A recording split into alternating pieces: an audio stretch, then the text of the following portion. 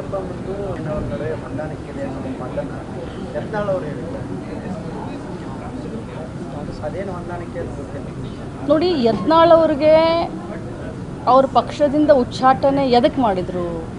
ನಾಲ್ಗೆನ ಹರಿ ಬಿಡೋದ್ರ ಸಲುವಾಗಿ ಅವ್ರನ್ನ ಉಚ್ಚಾಟನೆ ಮಾಡಿದರು. ಅವರು ಭಾಳಷ್ಟು ಗೌರವಾನ್ವಿತರು, ನಮ್ಮ ಸಮಾಜದ ಹಿರಿಯರು ಅಂತ ಹೇಳಿ ನಾವು ಕೂಡ ಅವ್ರಿಗೆ ನಮ್ಮ ಚೌಕಟ್ಟಿನಲ್ಲಿ ನಾವು ಇರ್ತೀವಿ. ಆದರೆ ಅವ್ರು ಮಾತಾಡೋ ರೀತಿಯನ್ನು ನೋಡಿದ್ರೆ ಅವ್ರಿಗೆ ಎಲ್ಲೋ ಅವ್ರ ನಾಲ್ಗೆಗೆ ತಲೆಗೆ ಕನೆಕ್ಷನ್ ತಪ್ಪಿದೆ ಅಂತ ಅನಿಸುತ್ತೆ.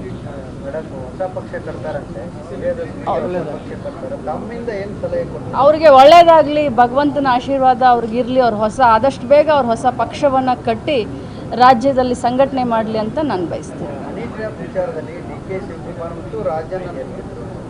ಅದ್ರ ಬಗ್ಗೆ ನಾನು ಏನೂ ಮಾತನಾಡಲಿಕ್ಕೆ ಬಯಸೋದಿಲ್ಲ. ಯಾವ ಹನಿನೂ ಇಲ್ಲ, ಯಾವ ಟ್ರ್ಯಾಪ್ನೂ ಇಲ್ಲ.